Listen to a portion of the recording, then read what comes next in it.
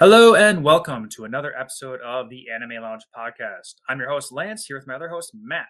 Every episode we like to start out with what we're drinking for the day, and today I'm going to keep it super simple. We're approaching summer, and to me, summer means Leinenkugel summer Shandy. So that is exactly what I'm drinking. I love it, and I'm so excited that it's finally warm outside. What about you, Yeah, Matt? What are you drinking? yeah, I agree with the being warm outside. We had just recently gotten some, and I'm a terrible person, didn't throw any in the fridge, so I'm not drinking a summer shandy, but that is a good idea. I wish Oh, that was. yeah.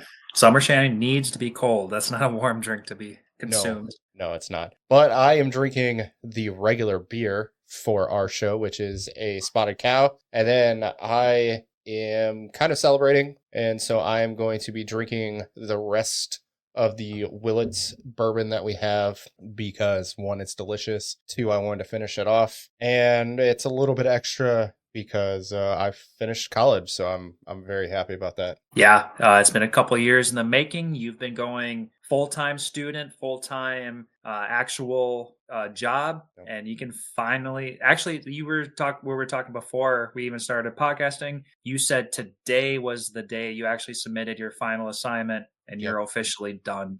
Yep. As of, we'll just say middle of May is when I finished college. So it's a relief. I will have to say I have to thank my wife for definitely being an amazing person because I could not have done this without her, Oh, to be definitely. honest. Yeah, you're a full-size family. You got a wife. You got Hmm. two kids. Hmm. Been putting a lot on the plate. And for our listeners who are semi-curious, what did you go to school for? Business management. Business So that's management. it's very vague, and that's okay. Yeah, and he not only went to school full time, but he also did the summer classes and everything. He did the J semesters. He did everything accelerated. He was very determined to get this out of the way so that he can continue his life. Yeah, that's an understatement. 3 full years I was able to go from a freshman to graduating. So, Yep. Yeah, whew.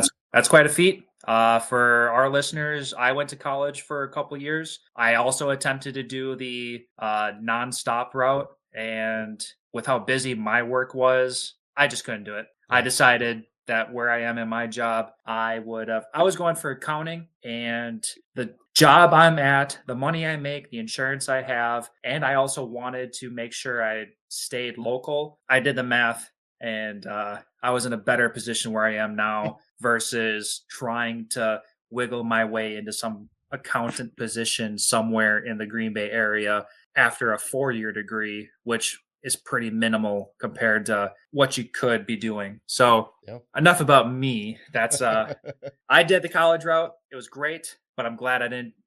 I'm glad I don't have to do it, and I'm sure that you are glad that you're done with it as well. Yes, yes, 100%. I will say, in your defense, you were going in-person classes. I was doing Yeah, 100% online, so it is a little apples to oranges when it comes to scheduling because I could do everything as I needed to do it. yeah, that's fair.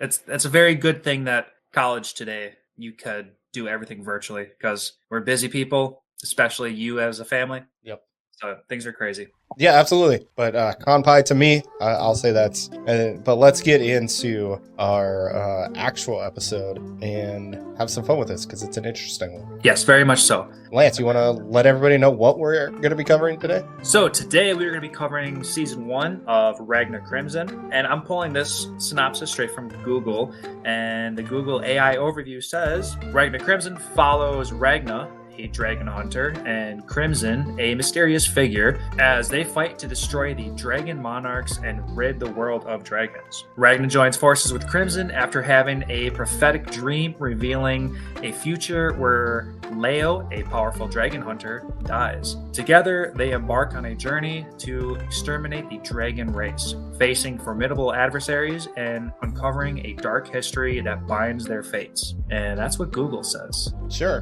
Google's correct in the words that they said. Yes. Yeah, they used words. It was in a decent order, and it works. Yeah, I'll give it that one.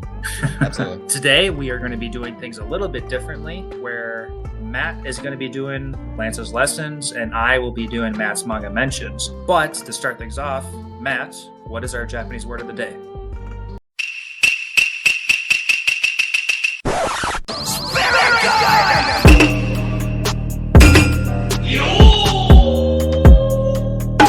our Japanese word of the day today is going to be the Japanese word for sword. And the Japanese word is hin. That it should be pretty self-explanatory for anybody who has watched this episode, because it is literally about two things: dragons and swords. Yeah. And I couldn't say dragon because dragon is literally dragon in Japanese. So here's the next best thing. It is ken. K-E-N. Perfect. And since we are doing things a little bit different, Lantz was nice enough to read the manga for this one. So do we have any differences between the manga and the anime?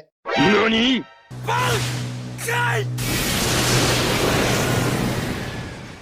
Surprisingly enough, there is very few differences. This anime and the manga were pretty much a carbon copy between the two. But that being said, there is a few differences. The biggest difference right off the bat I can say is that in the anime, the winged dragon, the Ultimatia. Okay, the angel one? Yeah. Yep. In the manga, her name was Artemisia. Okay. It threw me off super hardcore reading this because it's literally a different name. I don't know why Artemisia might be the way it was. Maybe it's just a Japanese translation thing, but that is what they stuck with the entire time. If you're interested in Leo, there was 2 extra chapters that they gave us that the anime didn't show at all. Chapters 8.1 and 8.2 gives us just a little bit more information on Leo and what she's doing. So just to give the general idea of what exactly is going on, this is after Leo and Ragna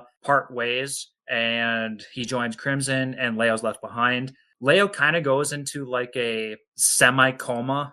She just sleeps for a couple days and then she wakes up and she finds herself in Sykes' one of his buildings, because Sykes, if you guys remember, Sykes is one of the asshole guys from the beginning of the series. He was the number 2 hunter, and his family is super rich, and Leo is just staying in one of these places. And what they explain is that Sykes had taken in a bunch of like refugees and he's trying to like take care of them. So he's kind of being a good guy in this sense, and he's doing what he needs to do for the better of the people. And Leo is kind of just suffering with the separation that she didn't expect out of Ragna. And ultimately what happens is like chapter 8.1 just kind of explains a little bit more about how Sykes is just a self-centered asshole. Really nothing else to explain there. But the big takeaway from these 2 chapters is that Leo leaves and she's journeying by herself. Sykes might be with her, but I doubt it because he still has to take care of all these people. So Leo is going off in a direction by herself so that she can make herself stronger, so that she can be worthy of fighting alongside of Ragna. And that's pretty much it. So I would expect to see her in season 2 kind of stuff where she's training and she gets better and maybe she'll cross roads with Ragna again, but she's doing her own thing in the background. Okay, so the next difference doesn't happen really until they enter the city where Ragna runs into Ultimatia and they had the dragon heads all burning on that big wall. Small difference, but what happens is when Ragna runs into Ultimatia, she is escorting this little boy trying to find the boy's parents. What happens is Slime, who's with Ragna at the time, ends up getting into a fist fight with the little boy because of like minor disrespect things, but they literally get into a little fight and it lasts just a couple frames, but it's comical enough. The anime completely skips over this little fight, but I thought that was funny to tell you guys about. I do not blame them for skipping that, but it is funny. The next minor difference comes in the same situation inside that city when Ragna decides to fight Ultimatia. And in the anime, Ragna in the background is yelling something along the lines of like, shit, shit, shit, shit, shit. He's really, really flustered that Ragna is fighting Ultimatia when he clearly told Ragna not to fight. But in the manga, it's straight up fucker, fucker, fucker, fucker. Like, it's a little bit more aggressive how pissed off Crimson is for getting into it. The next difference, these differences that I'm telling you are going to be so goddamn minor, but it's at least something I can tell you guys. This next one is when Ragna and the Silverware Princess finally come face to face with each other. And in the anime, the Silverware Princess was talking about how hot Ragna was, but the manga was just saying how cool he was. So it was a little less sexualized and just a little bit more advert. It was just something so small and stupid, but I just wanted to just get out there like he was cool, he wasn't hot. The next Okay. difference is after Ultimatia had the fight and she lost confidence in her powers of time stopping, and then Kamui came into her bedroom and then had that severed head of one of those warriors that they gave guns to fight the tornado dragon. So he's sitting there holding that dude's head after he killed the whole squad. In the anime, he set the head ablaze and burnt it to a crisp. But in the manga, he kind of like summoned these little dragon heads, and the little dragon heads are the ones that devoured the head. So it's a weird difference. It was probably a lot easier to animate burning the head versus animating a bunch of other dragons to eat the head, but that was definitely a difference. Another small difference is every time Kamui and Altazoro are like in the same room, we all know that Kamui is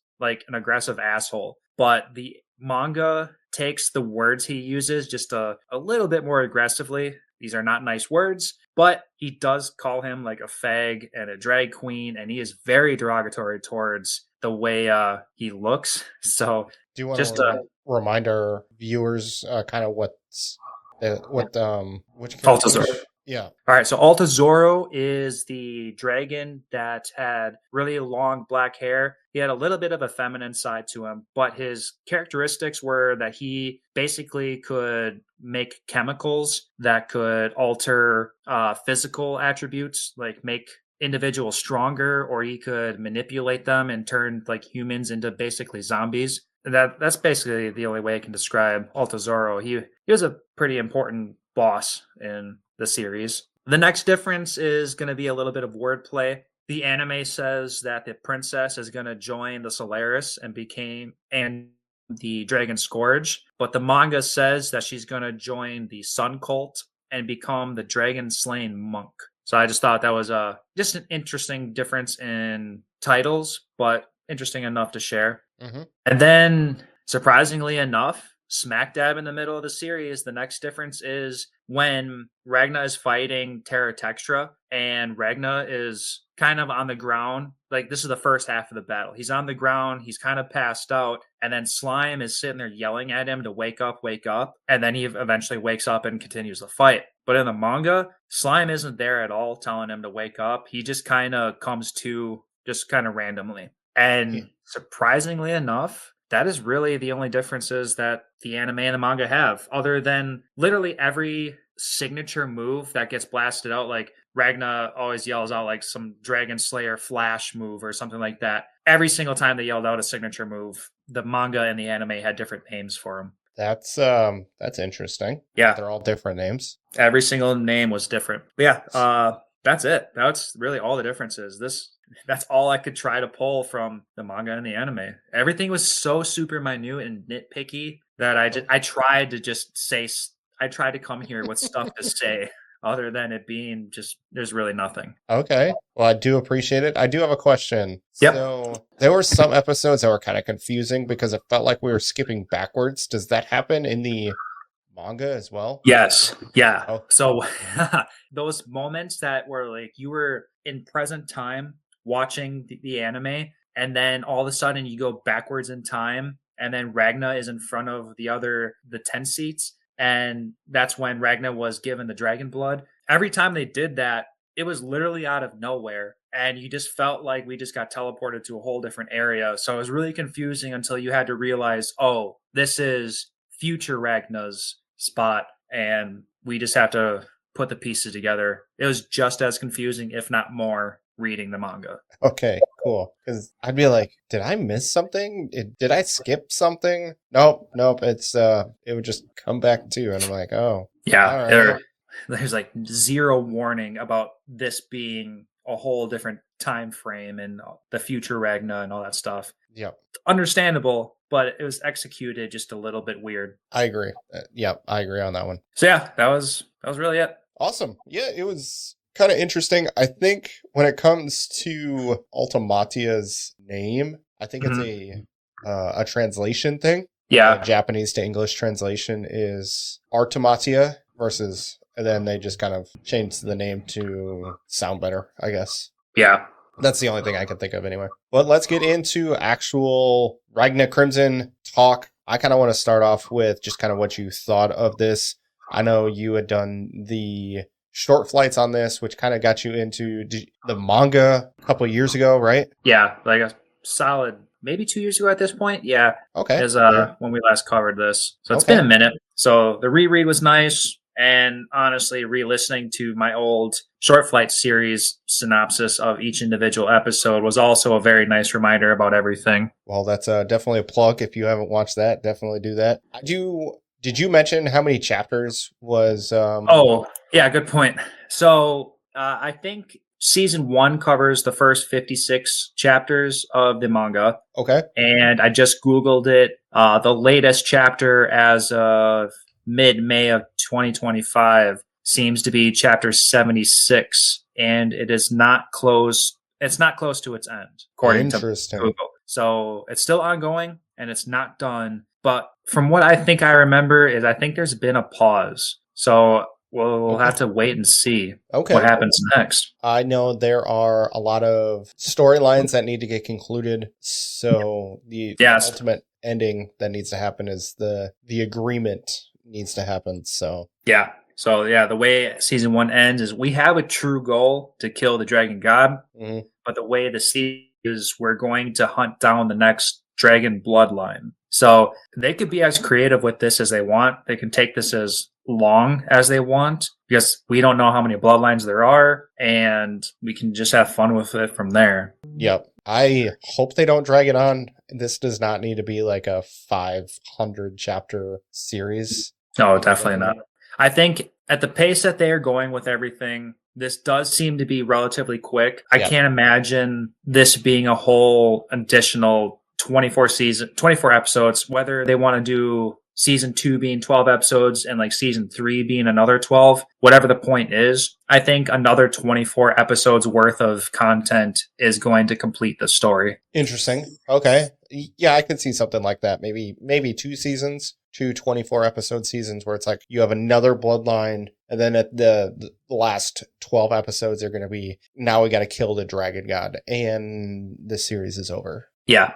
And the final 2 episodes, they totally dropped with the death character, with Kamui fighting death and then receiving cuts and then giving those same cuts, like as a complete reversal kind of thing. Yeah. Super interesting. Gonna obviously be something they have to focus on for future content. So they definitely have material to work with. Yeah, 100%. They need to kind of explain who this dragon god character is. Oh, definitely. Actually. The dragon god, I want to throw out there for everybody to remember, not only did Ultimatia, sorry, I'm going to stick with the anime name. Ultimatia, she saw like a child version of a reflection of herself, basically. Mm-hmm. And Crimson was also talking about how he saw like a child version of the dragon god. So we have 2 mentions of this dragon god, all internally visualized. Mm-hmm. So I really want to know what's going on with this real dragon god, whether it's just a figment of their leadership imagination kind of deal, or if there's a legit dragon god. Yeah, I do agree with that one. I think it is going to be a real person. Right. I would lean towards that too. Yeah, just where did it all start? I feel like that's the ultimate starting point, is just whoever created the dragons is going to be the dragon god, and everybody's branched off of that person. Right. This kind of conversation just makes me want to think about like Demon Slayer, and like there's one origin source, and then that one person is responsible for every dragon beneath them. Yep. And then the biggest difference is they talk about progenitors. So, the original bloodline. So it's kind of just how all the branching bloodlines kind of go off of that source. Yep, exactly. You were the one that suggested this, so I'm assuming you very much enjoyed this. What would you give this? Is this something you would recommend to kind of everybody? Like, what's your feelings about this one?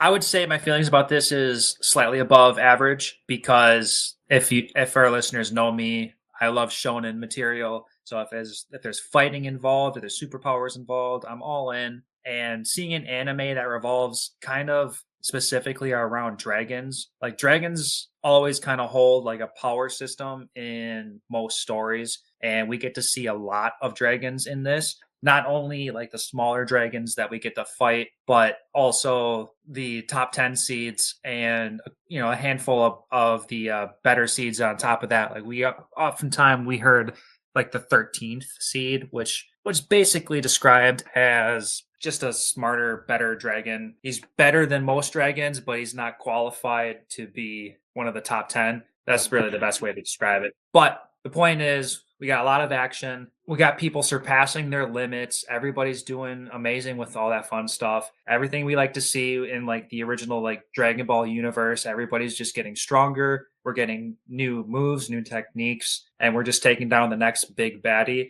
And we did see that throughout the entire series. So the action scenes were fantastic. I liked seeing all the fighting. I liked seeing Ragna push himself to the next level. And we got I don't want to say a lot of character development, because we can argue that it was pretty lackluster, like pretty basic about a lot of that kind of stuff. But we did get to appreciate a lot of characters. So this is above average. There was plenty of moments to say like they could have done a lot better on some things, but I liked it enough to recommend this. I continued to read season 1 material of the manga. I did read the next 2 chapters, or at least to see what happens next. Nothing crazy going on in the first chapter. So it's interesting enough. I am curious to see how this story continues and concludes. So this was a good one to watch. And if you like action, I would recommend watching the show. What about you? Fair What were enough. your thoughts? I thought it was fine. This is pretty mid to me. The story just felt kind of confusing. I did really enjoy the concept where it was, just only a certain basically dragon hunters could kill these dragons, and it was kind of weird that the dragons didn't like sunlight like vampires. I was like, that's a concept. Yeah, that should be better explained about why these specific dragons are going to be like that. I could understand the Silverine freezing their magicules basically and cutting them off there, but the sun itself, yeah, the that's sun weird. was weird. I felt like it was just they're already too strong, so let's give them a weakness. And that's basically what it comes down to. Yeah, the character development wasn't too bad. Ragna did grow. I didn't really like how he got his abilities. I thought it was weird. Like the super cheat code? My future self is going to talk to my past self and be like, do you want to save everybody? Yes? Okay, here you go. This is how you save everybody. But then it's like, but you don't get to use your powers right away because your body can't handle it. And it's like, well, that all right, that's cool. Yeah, so it is a good concept. It's an idea that might be relatively simple, and it's a good idea. And you have to have the limiting factors of you're just not ready to use the full potential. So it's got its pros and cons for sure. Yes, I mean, I understand that, but they gave him the ability they pretty much instantly made him the strongest person that we come into contact with. Yep. And then just staged him to be even stronger when he found people who were close to being on par with him. So it's like,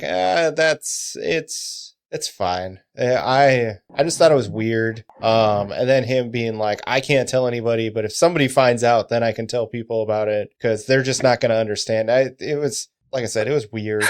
And then like they kind of explained it, like how he got his power. So he essentially infused his body with a silverine sword after he had spent a lifetime training, and that's how he became stronger. And I'm like, but nobody else has done that. So why has nobody else done this? And it was a little strange. They in episode 1, they did a very fast not even a recap, but a very fast introductory about how future Ragna became as strong as he is. And he spent several years learning a technique. He spent several years internalizing it. And then he spent several years mastering it to even a further degree. And I did some I'm not going to say I did actual math, but I did quick math in my head trying. It took him 27-ish years to become the ultimate dragon slayer that he was. And then obviously we know that he installed all of that into past Ragna. But the concept's still the same. Like, why is this literal nobody able to do what nobody else was? Like, yeah, he lost someone that was very close to him, but in a world where everybody loses somebody close to them, in a world where everybody is a dragon hunter, what truly set this guy different? Other than him pushing himself, getting confronted by the 10 seats, and then being given the dragon blood, killing himself, and then Crimson bringing him back to life. That's really that's the turnaround point. But there's Yep. still all the pre-story prior to that about why he was powerful to even begin with. Because at that point, he was the strongest being in existence. Right. So how did he become the strongest being in existence when he was essentially a nobody side character? It's essentially like Jinno in Solo Leveling, except for they explained, hey, the system cheated for him. Right. The concept was weird. I didn't mind like the fact that he had all these abilities and everything. I thought it was really cool. I'm glad he wasn't just some whiny person. I also thought it was really weird that Leo was super important, and then we saw her like 2 times after the first episode. Yeah. Yeah. She was basically a throwaway, other than being like a remembrance piece after the beginning. Yeah, and they talk about her being super strong and all these other things, so we know she's going to come back, and I just kept waiting for her to come back, and I'm like, okay, so is the series going to be over after these 24 episodes, and like he's going to find her and be like, hey, I'm sorry I ditched you for a year or whatever, however long it's been. Right. I know they were doing like dates at a couple episodes. I didn't like most people aren't gonna actually put pieces together about how much time actually passed by, but No. I'm sure it was only a matter of maybe months that have gone by. 6 Maybe. months probably. I would say Yeah. 6 months. So it's everything was in a very constricted timeline, and I honestly would say this is like a 6 to a 6.5 type show. It was fine. The action was good. The animation had some moments where it was kind of weird, but I grew up watching anime in the 90s and early 2000s, so it's kind of, it is what it is. Yeah. The animation technically is better than that, but there was still plenty of times where there was like still moments with a background that moved and Yep. attacks that could have been a little bit more flashier. Just still moments. That's you folk when you start nitpicking stuff. When there's less movement actually going on, and then you do like a next frame where something happened, and you kind of have to have your imagination put the pieces together. Yeah, there's just a little bit of quality Lackluster. lost in there. Yeah. Yeah, and like I said, it's not the end of the world. That didn't make it a bad show. It was just kind of one of those compounding things. Also, like I already mentioned, some things were kind of confusing where it would like talk about stuff and then it would go in a completely side story and then come back 5 minutes later and then get in continuation of the story, or you'd get a flashback of certain people. And it was just like, it felt random to me to add some of the aspects of these moments. Oh yeah, So that's totally fair. I would say if you just want an easy 24 episode show to watch where you can kind of just eat and it's playing in the background, this is a great show. Good show for it because the action is definitely there. Yeah, I agree. It's a simple one to watch. Don't have to take too much from it. Did you have a favorite character that was not a villain or not a dragon?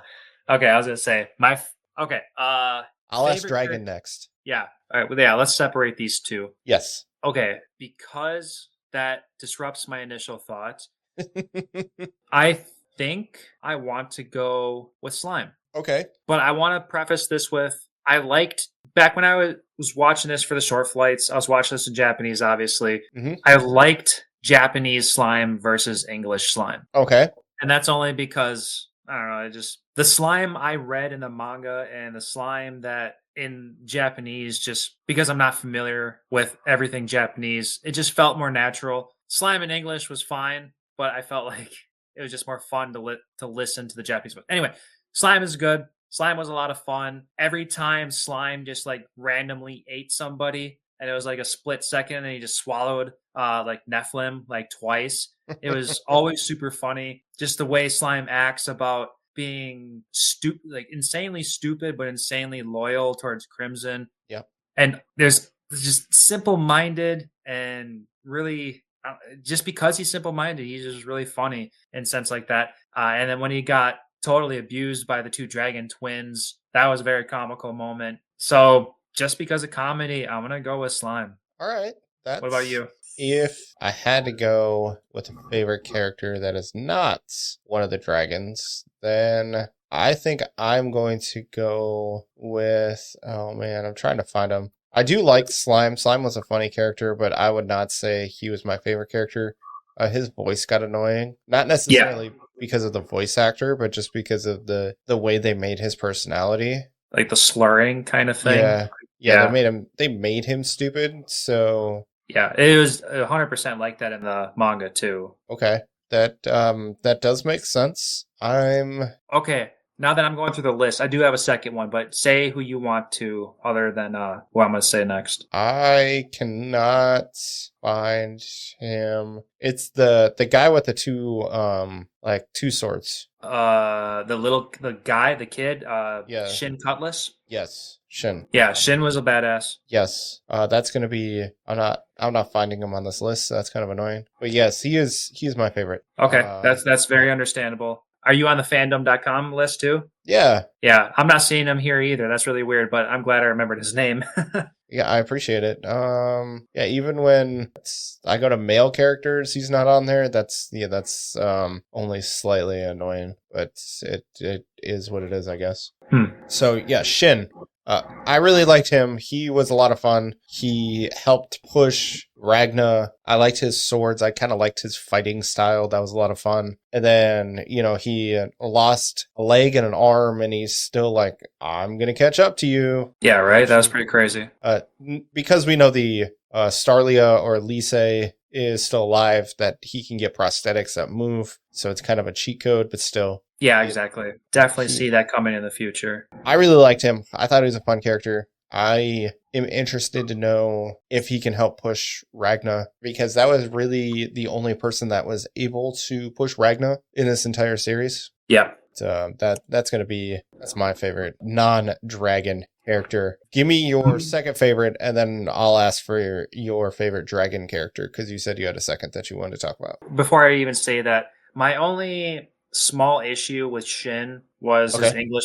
The English voice, he sounded way too old compared to how young he was supposed to be. Like, he had this super adult voice, and it didn't reflect just his age. It sounded way too mature for who he was. It did make him sound like more of a badass, but maybe if Shin was supposed to be like an 18-plus-year-old, it just felt like it was just a little off. I mean, that's fair. Yeah. For English, at least. I think he was, 15 or something along those lines? Yeah, somewhere around there. I understand. That's a fair comment. And the same criticism goes with the English for Leo as well. She's supposed to be a 12-year-old. Her actual voice was just a little bit too mature for what you would imagine a 12-year-old sounding. So those are my nitpicks on those. Not that it really makes a difference, but just something. But anyway, my second favorite character would probably be Fu, for lack of better words, like the scientist guy who was getting with the teleportation, and he had the dragon arm, and then we saw him go badass and go dragon form versus Altazoro. I liked his transformation. I thought that was just a beautiful, badass transformation. And I wanted to see him just be a little bit more centered, because I love a good transformation, like a full body transformation. And that worked so well for me. Yes, and plus, he's just a smart guy. Yeah, that's true. I did think the transformation that he had was super cool. He's dead, right? Oh, crap. No? I guess I thought he died, but yeah, he's deceased. Okay. I guess a lot was happening during that battle. Yeah, because he talks about in the battle, he lost his bottom half, and he's like... You know what? Yep, that's right. For anybody who doesn't remember, what I was talking about is when he gets saved, and he gets asked if bringing his bottom half would help him basically regenerate. Yeah, that's right. They made a quick comment like, you want me to look for your bottom half? Would that help? It's like, there's a limit to what this body can do. Yep. Okay, that's obvious. Yep, totally forgot about that moment. Mm-hmm. Yeah. But if you weren't paying attention, yes, you would not see that his bottom half was like not there. So yeah, he sacrificed himself to kill the Altazoro, yeah. There was a couple moments that you didn't officially get like a very conclusive death for some characters. So like Yes. Ultimatia, you didn't see her officially die, but the way that they end the season 1, where they're saying that the bloodline is done, Yep. kind of just says that Ultimatia is dead. Like she was burning up behind Kamui's sword, but we Yep. didn't see her officially die. So there's always this that little bit of like, is she really dead, or are we just gonna assume she's dead? Absolutely. That is completely fair. I do want to say the dude at the end, that is Golem. Yeah, Golem has multiple bodies to transfer between. Yes, So yeah, the guy, the younger guy with the longer hair, that is Golem. that we get no introduction to. We're just like, who the fuck is this guy? And we're like, yeah, that's Golem. Yeah, you gotta put those pieces together kind of on your own. All right, favorite dragon. Right off the bat, it's Kamui. Yeah, He's just 100% badass. Gives zero fucks. His mannerisms, the F bombs that he drops left and right, and he has the power to back himself up. He's as fast as lightning, which is really fun and interesting. He was just fun to watch the entire time, and you knew from the get-go that he was going to be a problem, even more of a problem than Ultimatia was going to be, because he was going to be the aggressive one. Yes, I completely agree. If I'm going to talk about somebody else, I'm going to say the one that I thought was really cool is going to be, is his name Disaster Thrower? Yep, he would have been my next favorite too. The Wind Dragon. Yep. Taroa. I just thought the wind tornadoes were super cool. Just kind of him riding inside of a tornado. Right. That was a really interesting way to use wind powers. And they're like, if he would have turned into a dragon right away, he would have won. So I thought that was kind of a good way to talk about how strong he was, but just he was very much overconfident in his own powers. He was super fucked too. Like the whole killing all the guys, but then torturing all the women. Right. Yeah, he had a very dark side to him. Mm-hmm. So but no, yeah, if 100% agree. This would have been my next favorite one because Crimson told us that if he went into dragon form, they wouldn't have won. Yeah. And they told us that he was the third seat, which means he was the next strongest after Kamui, which is it's crazy. They pulled out some anime logic to get rid of someone so powerful in an off kind of way. Yep. But so it just makes you wonder. I do think Kamui is on like a whole nother level. Like the difference between 2 and 3 is like the difference between 3 and 10. Yeah, exactly. It's almost unattainable. Yeah, absolutely. What did you think of Ultimatia though? Like, what did you think of kind of her abilities? Her abilities by themselves, absolutely loved. She's definitely in the top 3 for favorite dragons just because of the idea of playing with time. And like just being able to reverse time itself is kind of overpowering. What I didn't quite like was the idea that she wasn't unique to it, because they introduced the idea that other dragons also had the power. Like we saw the battle with Crimson and the other white dragon that had the time stopping, where Crimson threw that sun bomb that detonated. Yep. That whole scene was absolutely amazing, and I love the concept behind Crimson's weapon right there. Mm-hmm. Just for everyone to remember, well, we'll talk about now before we forget about it. Crimson developed a weapon that had the power of the sun. By itself, it's not going to do anything at all because it's just a flash. It's essentially a flashbang, but he developed it to a point where when time stops, this flashbang goes off, and while time is stopped, the power of the sun is basically giving off an infinite amount of radiant energy to the dragon who stopped time. And because dragons can't handle the sun, it's basically an unstoppable force, and it's basically an instant kill. So I love that idea of that weapon. Yeah, and absolutely. They definitely could have abused that for Ultimatia. I mean, they kind of did, because there were a bunch of those when Crimson was fighting Ultimatia. Those bombs? Mm-hmm. But I think they were just kind of like just in case kind of things. Yeah, because I know Crimson was definitely trying to focus in on those handgun bullets. Yeah, but if you watched around him as he's like flying around, there were the silver orbs around him. Maybe. So I think it was just a like a defense mechanism. Could have been. The only reason I wouldn't want to say that he actually used those flashbangs is because at that moment he did go into his dragon. He took back his heart so he would be affected by the sun as well. So I don't think it would have been the same exact flashbang weapon. Maybe. But if he is frozen in time, is he going to get affected by flashbang? That could be arguable because Ultimatia would be the only one to travel through time Yeah, or travel through stopped time. she would be the one that is in the moment in which the flare essentially, or the sun is up, and Crimson would still be in a time period before that had happened. Right. So that could be part of it.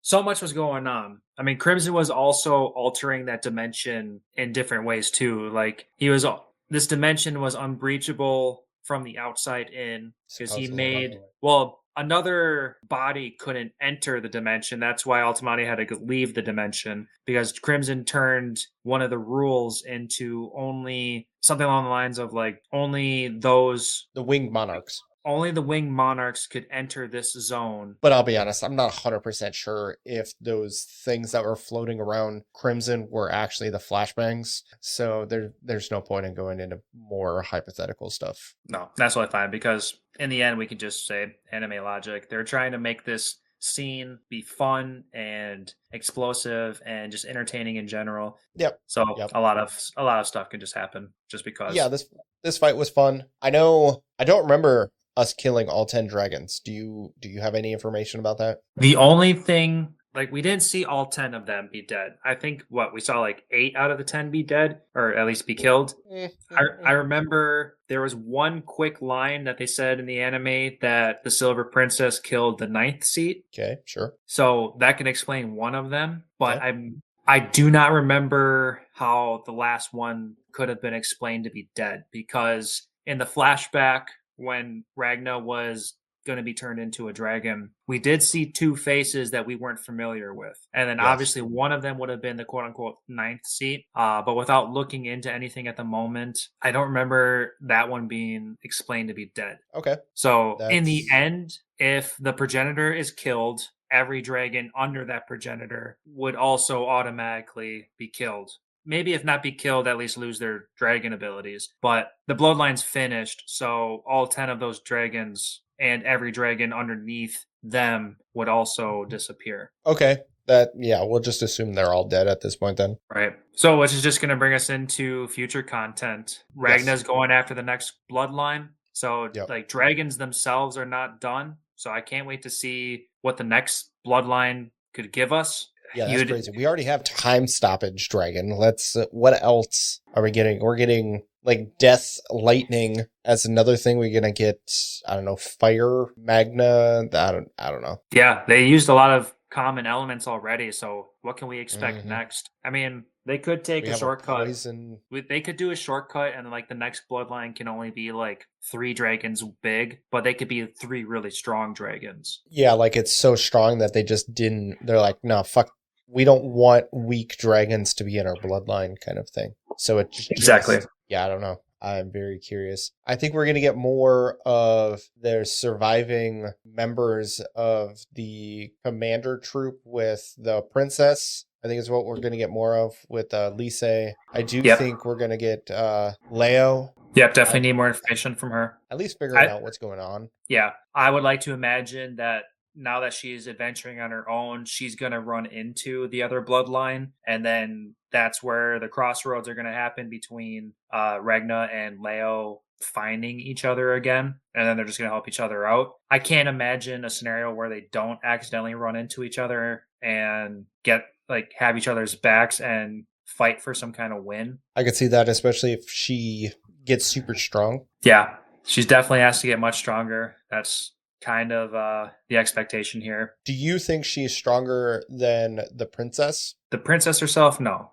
So you think Leo isn't as strong as the princess yet? No. Okay. Ragna was explaining how Shin and the old dude and all of those followers under the princess were basically on par with Leo, if not even stronger. I don't know what kind of time gap they're going to have between the end of season 1 and the next season, or even when we run into Leo next. But I would like to hope that a couple years goes by so that Leo can actually grow and mature and become even stronger. But at the same rate, if a couple years go by, and Ragna is as strong as he is now, and he's gotten so insanely strong in just the short amount of time that we know him. What's a couple years going to tap on top of that? So these extremes can't go too far. So someone's, I don't know.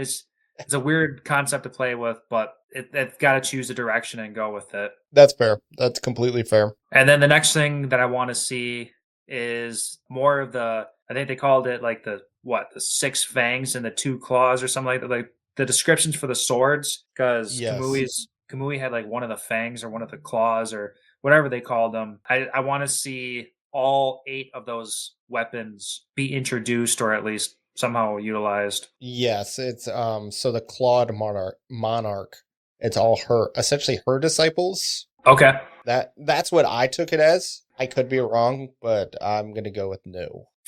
Yeah. In the end, I just want to see some cool action scenes coming out of all of this. That's really what it comes down to. 100%. Actually, I know I'm right because she talks about how Komoe killed her disciple, which is how he got his claw. Right. So I think it's going to be that bloodline that's going to be next. Yeah, I would imagine so too. Yeah, that death girl or that death character at the very least, we can't put a gender on it. Very interesting. Can't wait to figure out more about them. I will say on the fandom page, they do say it's a woman. So. Oh, okay. Fair enough. It's just because for the first couple episodes, I'm sure a lot of us thought that Crimson was a woman. And they did explain that, Crimson chose his look so that everybody could love him and he could be gender neutral whenever he needs to be. Yeah, he can basically flip to whatever he wants to be. Right. Then, that's pretty much all I want out of season 2. Just more action. I want a little bit more character development. I want Leo to come back. I kind of want something to build between Ragna and the princess. Like some definitely sort of emotional connection, because it's not that they have to be in a relationship, but I at least want something there because he's already using her as an emotional character to build on, has the hilts of the sword that she made him. So it's like everything's there. Just make it a love interest because you have everything else. Yeah. I mean, it's basically there anyway. Like she thinks he's super hot and maybe his romance kind of deal isn't quite there, but he definitely has strong feelings towards her. Yep. So yeah, just a little bit more character development between the two of them would be nice. Yeah, absolutely. But otherwise, this anime itself, we both agree that this is just mid. I think it's slightly above mid. It's a fun anime. It's an easy anime. There's nothing much else to break down other than like trying to answer other questions that people might have. But I think we both get the idea that we understand what this anime is. It's nothing too deep. No, it's a good action anime with the power of friendship for people getting stronger. Definitely a lot of that. I am curious, Lance, are we continuing our Pokemon quiz?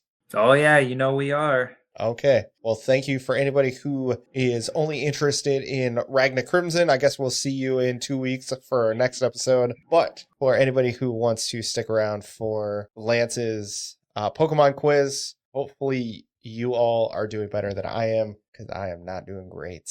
I'm glad I don't keep a tally, because it's baseball. I guess you would call it new age baseball, where everybody hits under 300. Yeah. You don't have the best record. I promise, I like Pokemon.